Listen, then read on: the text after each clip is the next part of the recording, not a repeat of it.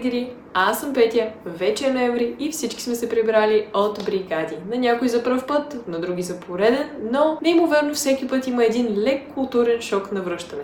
Докато ни убеждават в това, когато отиваме натам, понякога го има и наобратно. Особено когато си отвикнал от ежедневието ти на Балканите. Когато отивате нататък, културният шок обикновено се изразява в това колко по-голямо е всичко, разликата в храната, как хората навсякъде са по-освободени и по-учтиви, колко нови са колите. Докато сте там, свиквате на един по-различен стандарт на живот. Живеете в голяма къща, започвате един малко по-консуматорски начин на живот, вече можете да си позволите всичко, което сте искали, започвате да се усмихвате на хората, започвате и вие да сте малко по-учтиви, да водите този small talk, така типичен за там. А общо взето, малко или много животът ви за тези месеци се променя. На прибиране обаче малко се чувствате като в света на малечка палечка. Някой ви е поставил в една по-малена среда, всичко е толкова малко. Аз си спомням, че на връщане от летището, когато баща ми ме взева с неговата кола, която е с съвсем обикновени, нормални български размери, буквално бях като...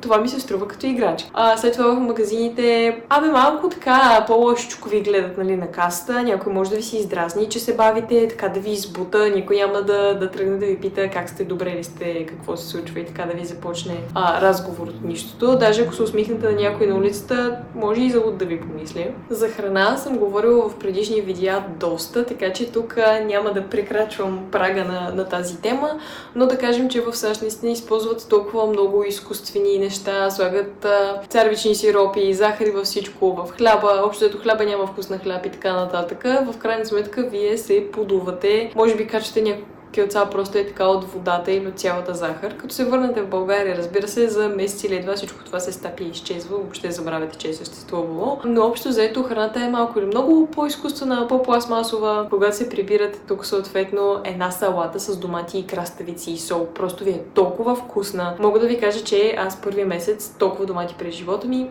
не бях изяла. От друга страна пък в САЩ имате една огромна свобода на себеизразяване, която тук я няма. Да кажем, там можете да се облечете с всичко, което ви хрумне, да имате най-цветната коса, най-пъстрия грим, да ходите с пера, да ходите с костюми, както искате, където искате можете да се появите, може да снимате с телефона си видеа, можете да танцувате по улиците, можете да пеете. В смисъл, хората, вероятно някой ще ви погледне, нали, малко по-странно, няма да е нещо, което не са виждали или нещо, което не очакват. Даже за тях си е доста нормално ежедневие. Хората си правят каквото си искат, където си искат, по какъвто начин си искат. Докато тук в България ще ви гледат доста странно, ще ви мислят за луди. Така че там себеизразяването и свободата са си нещо.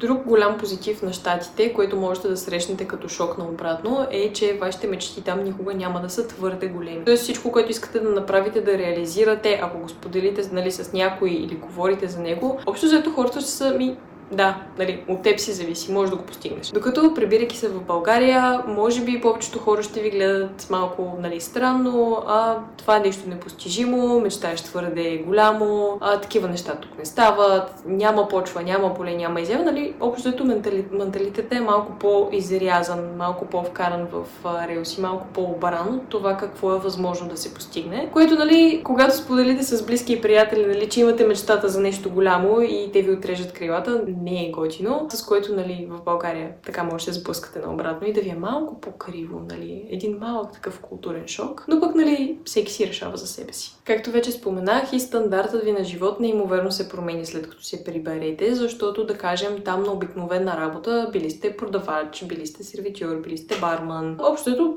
най-обикновена работа ви е докарвала пари, колкото да си изкарате наема, да си позволите, нали, примерно някои скъпи обувки или дрехи, да излизате постоянно, да ходите по кина, нали, да имате и социален живот, да имате всичките материални придобивки, нали, да живеете един хубав начин на живот. Прибирайки се в България, да кажем, намирате си нормална работа, с която да си издържате и да си посрещате нуждите. И малко или много тези неща започват да ви липсват, защото тук, да кажем, обувките са доста по-скъпи, електрониката е доста по-скъпа и да, покривате си наема, покривате си, нали, примерно храна и някое друго излизане, но в края на месеца не ви остава толкова много да спестите, да харчите, нали, да си купувате и така нататък. Така че стандартът на живот също може да ви шокира малко или много на връщане, което си е очаквано, нали. Не говорим за шок, но малко или много се свиват очакванията ви на това, което сте преживяли през последните няколко месеца.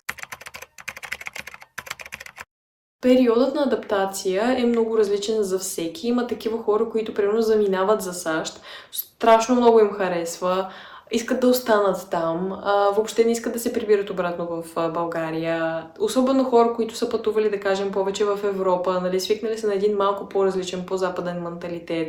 Стандартът им на живот е малко по-висок вече и просто някакси България става им по-тясна, става им по-различна. И не чак толкова, нали, гостоприемна и не толкова вкъщи. Има ги обаче и другите хора, които заминават на бригада и просто сърцето им милее по родината, по близките, по приятелите, по всичко, което оставят.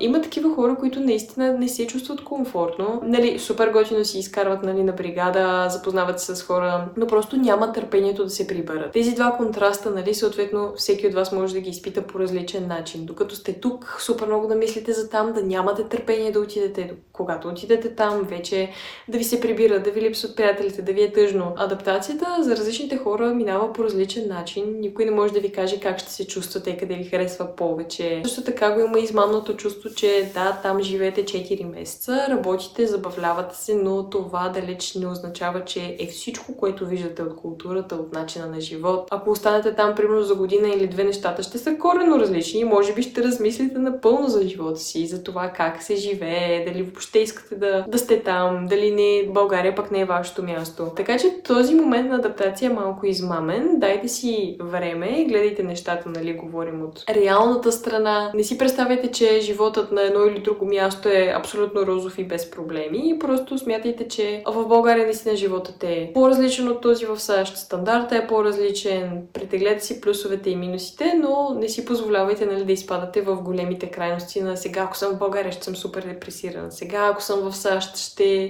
плача за България. Нали? Не е смисъл. Вие имате един балансиран период. Да кажем, 8 месеца сте в България, 4 месеца сте на бригада. Използвайте цялото това време максимално. Забавлявайте се, обикаляйте, опознавайте себе си и различните култури, за да може накрая да знаете, нали, какво е подходящо за вас, какво ви харесва и къде искате да бъдете. И сега няколко съвета за това, общото, как да не ви се струва толкова страшно връщането на обратно.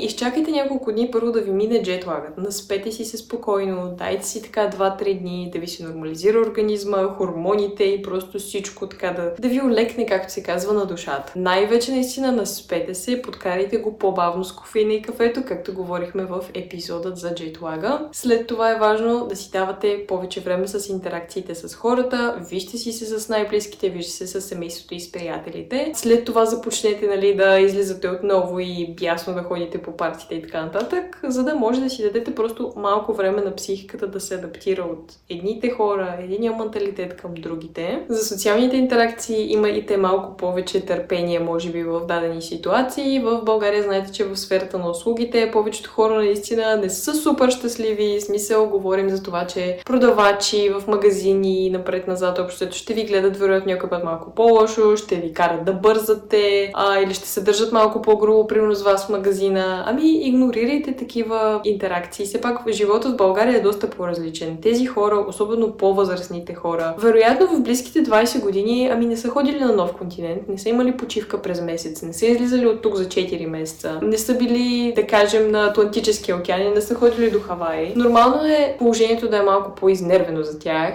В градския транспорт, когато някой ви сръга в ребрата, в смисъл, това са такива едни ежедневни неща, които случват се. Да, вероятно никой няма да тръгне да ви се извинява, нали, както там са сори и така нататък. Но все пак това е друг менталитет. Хората тук са имали много по-различен живот, отколкото възрастните хора в САЩ. В сферата на услугите тук почти не се дават бакшиши, нали, освен на определени места. Начинът на живот на хората също така не ги кара да са супер много щастливи, както са там, да кажем, в повечето случаи. Така че просто дайте им малко свобода, дайте си на себе си малко по-така свобода на душата и на това какво ви се случва на ежедневна база и бъдете малко по-разбрани към хората.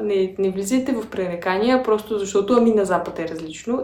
Различно е, но все пак вие сте си в България, вие сте си вкъщи, така че адаптирайте се.